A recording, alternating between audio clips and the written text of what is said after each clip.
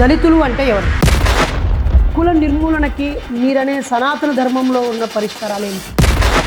భారత రాజ్యాంగం స్థానంలో మనుధర్మ శాస్త్రం వస్తే మీరు దళితులు కాకుండా బ్రాహ్మణులు అయిపోతారా? మీరు ఏ రకమైన అంబేద్కరిస్టు? నా ధర్మాన్ని ప్రేమించే అంబేద్కరిజం అయితే నాకు ఇష్టం. నా విగ్రహాలను పగలగొట్టు అన్న అంబేద్కర్ నాకు ఇష్టం లేదు. ఈ దేశాన్ని ప్రేమించే అంబేద్కర్ నాకు ఇష్టం. ఈ దేశానికి స్వాతంత్రం వద్దు అన్న అంబేద్కర్ నాకు అవసరం లేదు. అక్రమంగా ఎస్సీ రిజర్వేషన్ ఎవరైతే అనుభవిస్తున్నారో వాళ్ళని అడ్డుకోవడానికి మాత్రమే మా పని. నేను ఒక వ్యాపారవేత్త, అయినా నేను దళితుడు. రేపు నా కొడుకు డాక్టర్ అయ్యింది, అయినా కూడా వాడు దళితుడు. రేపు నా కొడుకు ఈ దేశానికి రాష్ట్రపతి అవుతాడు, అయినా కూడా మనకి గుద్దేశం నువ్వు ఎస్సీనే. కంపెనీలు చూసినప్పుడు రాజ్యాంగం కంటే ఏది బెటర్? మన ధర్మశాస్త్రమే బెటర్. అంబేద్కర్ దేశ స్వాతంత్రం కోసం పోరాడలే కానీ దళితులు పోరాడారు.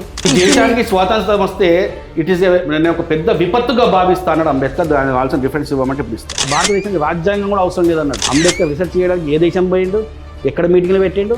ఏ దేశం పోలే, ఎక్కడ పోలే, ఏం చేయలేదు. మీరు మన ధర్మశాస్త్రంలో ఉన్నారు, నేను మన ధర్మశాస్త్రంలో ఉన్నాను, యావత్ ప్రపంచం మన ధర్మశాస్త్రంలో ఉంది. అంబేద్కర్ చిన్న రాజ్యాంగం చెప్పుకున్న వాడితే కదా అంబేద్కర్ రాసినట్టేనా? మీకు రాజ్యాంగం కూడా అవగాహన లేదు. మీరు బేసిక్గా మీరు అన్ని పిహెచ్డీలు చేసినా ఇన్ని పిహెచ్డీలు చేస్తారంటే మీకు రాజ్యాంగమే తెలియదు. అంబేద్కర్ ఇష్టం మెప్పుల కోసం నేను పని చేయను. మీరు దళితులా? యా, నేను దళితుని. అంటే ఇంతకు ముందున్న మీ సనాతన ధర్మానికి సంబంధించిన సంఘాలన్నీ ఫెయిల్ అయిపోయి మీరే కొత్తది పెట్టి ఉద్ధరిస్తున్నట్ట? అట్లే వాళ్ళందరూ చాలా సక్సెస్ఫుల్గా ప్రతి ఒక్క సంస్థ. అప్పుడు మీరు కొత్తగా అవసరం ఎందుకు వచ్చింది? చెప్పాను కదా, అట్రాసిటీ వాళ్ళ అనవసరంగా అట్రాసిటీ చేస్తున్నారని. మీరు ఎస్సీ ఎస్టీ అట్రాసిటీ యాక్ట్ వద్దని కోరుకుంటున్నారా? మీకు పాయింట్ అర్థం కాలేదు. నేను ఏం చెప్తున్నా అంటే బాబాసాహెబ్ అంబేద్కర్ స్వాతంత్రం కోసం పనిచేయలేదని ఇటీవల కూడా మీరు మొన్న జరిగిన 15th ఆగస్టుకి 100 సార్లు చెప్పినాను. ఏమి అసలు మీకున్న ఆధారాలు ఏంటి? చాలా ఎన్నో ఆధారాలు పెట్టాను నేను యూట్యూబ్లో. అమరాప్రసాద్కున్న నా ప్రజలకు అన్యాయం జరిగే స్వాతంత్రం వద్దన్నాడు. దేశంలో ఎస్సీలు ఒకటే ప్రజలు కాదు కదా, అందరం ఉన్నాము.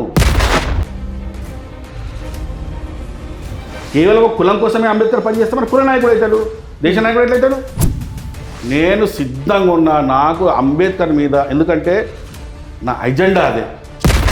1926లో బాబాసాహెబ్ అంబేద్కర్ గారు స్వయంగా డిసెంబర్ 25వ తేదీనే ఈ మనుధర్మం వల్లే మా ప్రజలు మానసిక బానిసత్వంలో ఉన్నారని దాని ప్రతులని ఏవైతే అభ్యంతరాలు ఉన్నాయో వాటిని కాల్చివేశాడు.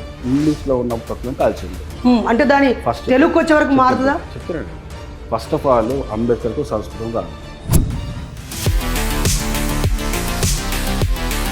భారత రాజ్యాంగం స్థానంలో మనుధర్మ శాస్త్రం వస్తే మీరు దళితులు కాకుండా బ్రాహ్మణులు అయిపోతారా? 100%.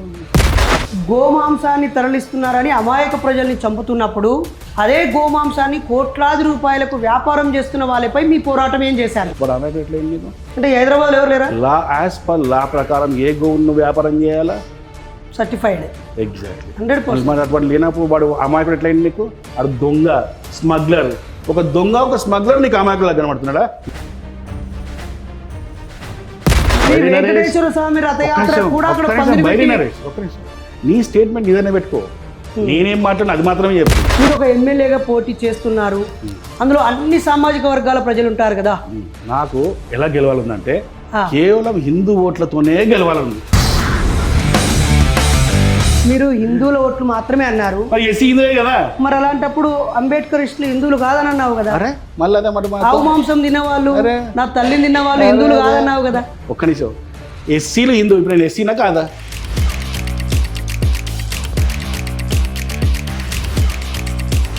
అంబేద్కర్ స్టాచ్యూ చాలా పెద్ద స్టాచ్యూ పెట్టాడు, సిటీ నడి బొడ్డులో పెట్టాడు. దానికి ఎవరు అడిగి పెట్టారండి? ప్రజాభిప్రాయ సేకరణ చేశారా?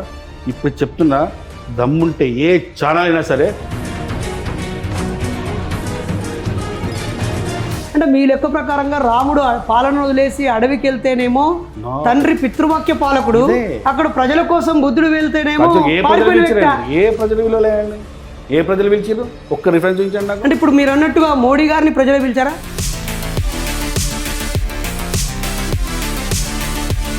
నిజంగా అంబేద్కర్కు రాజ్యాంగం రాసిందంటే మరి ఆ రోజు కుల నిర్మూలన ఒక చట్టాన్ని తీసుకురావచ్చు కదా, ఒక ఆర్టికల్ రాసేస్తే అయిపోతుంది కదా. ఈ రోజు నుంచి ఈ దేశంలో కులాలు లేవు. ఎవడైతే తిన్నాడో వాడి గురించి మాట్లాడుతున్నావు, ఎవడైతే నా ధర్మాన్ని వ్యతిరేకిస్తున్నాడో వాడి గురించి మాట్లాడుతున్నా. నువ్వు అందరినీ మాట ఎందుకు తీసుకొస్తున్నావు? ఇప్పుడు బైరి నరేష్ని ఎవరిని కొట్టాలో ఆ కొట్టిన వాళ్ళని మీరు వెళ్ళి సన్మానించి డబ్బులు కూడా ఇచ్చి వచ్చారు. అది కాదు, మేము అన్ని వేస్తాం వాళ్ళకి. బైరి నరేష్ ఇప్పటికైనా మారకపోతే అదే మీ ధర్మమా? వినండి మంచి వినండి. బైరి నరేష్ కానీ బైరి మీకైతేనేమో పోలీసులు